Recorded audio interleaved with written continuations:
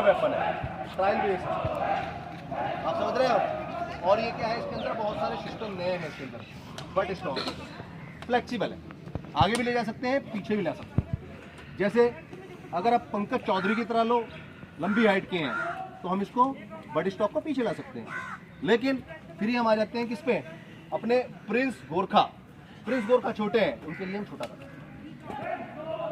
समझ गए आप, तो फ्लेक्सिबल टाइप है। बाकी रेंज इसका 500 मीटर है, cargo range. Made in US से हमने इसको परचेज किया है।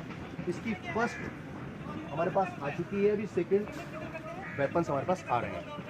अभी थोड़े सभी यूनिट में दिए गए थे जो फॉरवर्ड की यूनिट है, हम भी फॉरवर्ड के आते हैं। सेमी मिनी फील्ड है यहाँ पर भी हमारा, चाहिए ऑप्शन भी है थोड़ा सा, इसलिए यहाँ पर ये वेपन दिए गए हैं।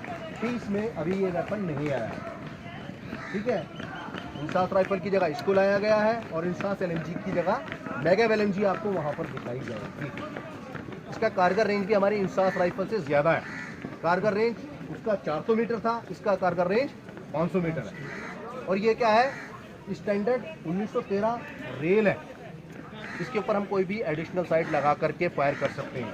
इसकी जो एडिशनल साइड है वो अभी आई नहीं है, वो जब आ जाएगी तो आपने पिक्चरों में देखा होगा, लेज़र दिखाते हैं ना, वैसी साइडें इसके साथ बहुत सारी एडिशनल साइडें हैं। फिर हम आपको विस्तार से बताएंगे जब वो आ जाएंगी, अभी वो नहीं आई हैं। 700 से 800 नोट फाइनल, ठीक है। अगर तो कर लेना डिवाइड सेकंड में, जैसे निकलेगी 60 सेकंड में कितने, क्या कुछ ना कुछ भी पूछे यार। 1 सेकंड में 14 राउंड पड़े। हाँ तो वही निकाले एवरेज, ठीक है। और कुछ बंदा नहीं बचेगा यार। सर स्कोप लगा के मतलब क्लियर शॉट मिलता है या एस्टिमेट? बिल्कुल क्लियर, कोई एस्टिमेट नहीं, गुंजाइश तो है नहीं। ये लगाना है यहाँ 50 से लेकर आपने 1750 मीटर तक यहाँ से ही आपने क्या करना है, लगाना है। रेंज इस प्रकार से ये रेंज का एंगल ऑफ प्रोजेक्शन भी है, क्या है एंगल ऑफ प्रोजेक्शन। तो ये एंगल ऑफ एपी बोलते हैं, जो एपी। और ऐसे इसकी एलएमजी का वेट है 8.2 वेट इसका 8.2 kg। ये इसका बाई पार्ट होता है। ये आप क्या करते करेंगे, जब कोई भी कैसी भी सिचुएशन होगी, कैसी भी हालात होगी, कैसी भी ज़मीन होगी, उसके मुताबिक आपने इसको खोलना है, उठाना है, ठीक है। उठा भी सकते हो इधर से, ठीक है, इधर कुछ भी कर सकते हो। ये हाँ, इससे बड़ा नहीं होता है, इतना ही होता है, एक फुल खुला हुआ है।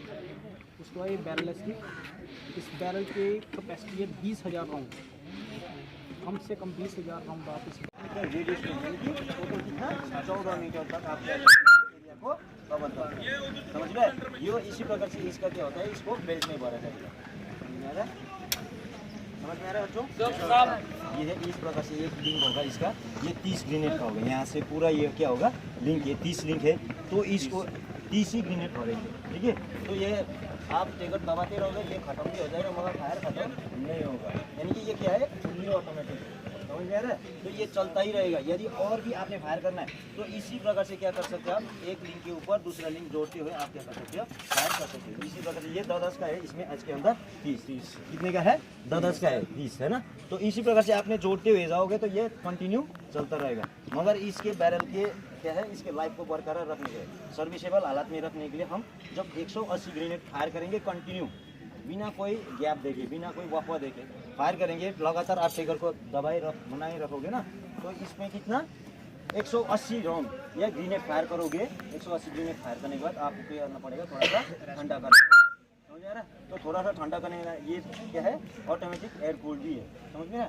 तो ये हवा से ऑटोमेटिक ठंडा हो जाएगा। साथ ही आप चाहते हो तो इसमें पानी डाल के गर्म ठंडा कर सकते हो, समझ में आ रहा है।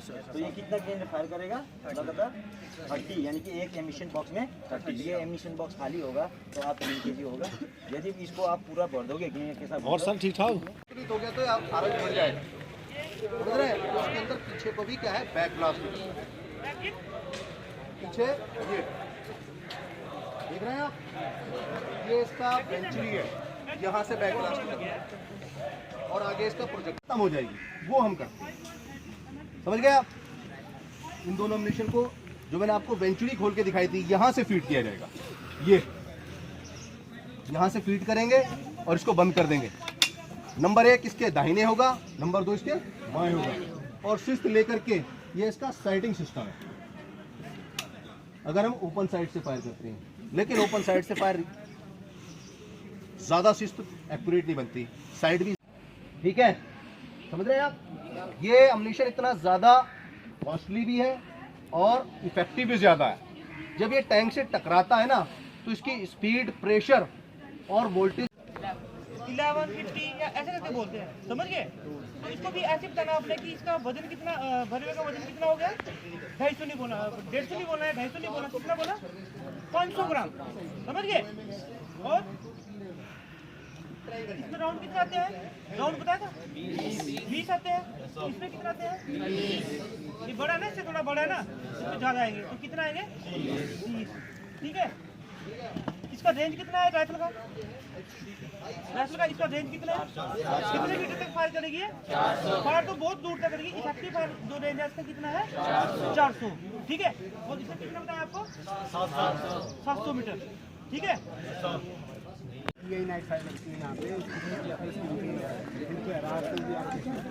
जैसे पुराने टाइम में ब्लैक एंड वाइट टीवी होता था, ठीक है, वैसा दिखाई देगा, सब कुछ बिल्कुल क्लियर दिखाई देगा, बस दिखाई कैसे देगा ब्लैक एंड वाइट।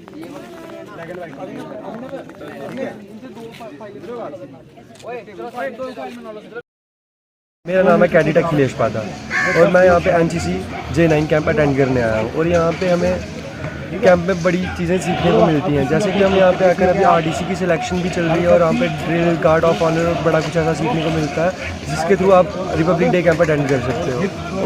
और आज यहाँ पे वेपन डिस्प्ले भी है, जिससे हमें LOC में यूज़ होने वाले वेपन्स का मतलब डिस्प्ले करा जाता है, जैसे हमें दिखता है कि दिखाते हैं, सिखाते हैं, उसके बारे में सब डिटेल बताते हैं कि वो कैसे यूज़ होता है, उसमें कौन कौन से एमिनेशन पड़ते हैं। तो आज वही वेपन डिस्प्ले है, जैसे कि आप देख सकते हैं यहाँ पे वेपन डिस्प्ले किया जा रहा है, बच्चे सारे कर रहे हैं, हमें भी वही दिखाया जा रहा है। Cadet BM Adarsh Chandel from GDC पिलोड़ा। और आज हम यहाँ पे NCC का एक कैंप करने आए हैं, ATC कैंप नगरोटा में। और यहाँ पे आज हमें वेपन डिस्प्ले, बहुत सारे वेपन्स के बारे में बताया गया। वो वेपन जो हमने ना ही हम कभी अगर सिविल लाइफ में होते, स्कूल में NCC नहीं रखी होती हमने, तो हम वो वेपन्स कभी नहीं देख पाते।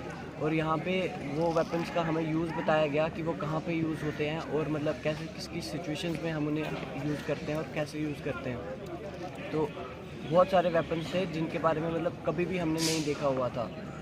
और अगर आज हम NCC में नहीं होते तो शायद हमें ये अपॉर्चुनिटी भी नहीं मिलती कि हम इन वेपन्स को कभी देख पाएँ। और इसलिए मैं अपनी इंडियन आर्मी और जो हमारे CO सर हैं उनका बहुत बहुत थैंक यू करना चाहूँगा कि लाइक उन्होंने हमारे लिए इतनी सारी अपॉर्चुनिटीज़ दी रखी है इस कैंप में, और इतना कुछ हमें सीखने को मिला है। मतलब अगर ये कैंप हमने नहीं किया होता तो हमें कुछ भी नहीं मिलना था, ना कुछ सीख पाते, ना कुछ कर पाते।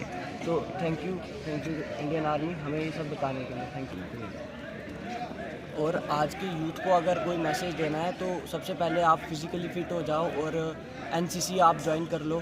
NCC में बहुत कुछ सीखने को मिलता है, फिज़िकली फ़िट होता है इंसान और मेंटली और पर्सनैलिटी डेवलपमेंट भी बहुत ज़्यादा हो जाती है। और जो यूथ नशे वगैरह की तरफ जा रहा है तो NCC में मतलब हर एक चीज़ सिखाता है। सबसे पहले फ़िज़िकल के बारे में बताएंगे और क्लासेस होंगी जिसमें आपको पर्सनैलिटी डेवलपमेंट और मतलब जो हमारे इंस्ट्रक्टर्स हैं वो एक मतलब उनके अंदर वो इंटेंशन दिखती है कि वो चाहते हैं कि हम कुछ सीखें, और वो हमेशा हमें राइट पाथ की तरफ ही मतलब बताएंगे कि हाँ ये सही है, ये गलत है।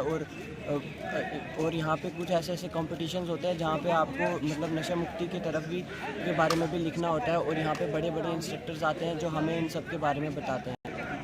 और अगर आप सबको नशा करना ही है, अगर चलो ठीक है नशा तो करते ही हैं सारे, ठीक है, अगर आपको नशा करना ही है तो देशभक्ति का नशा करो। इस नशे से बड़ा और कोई नशा है ही नहीं, ठीक है। जय हिंद, जय भारत।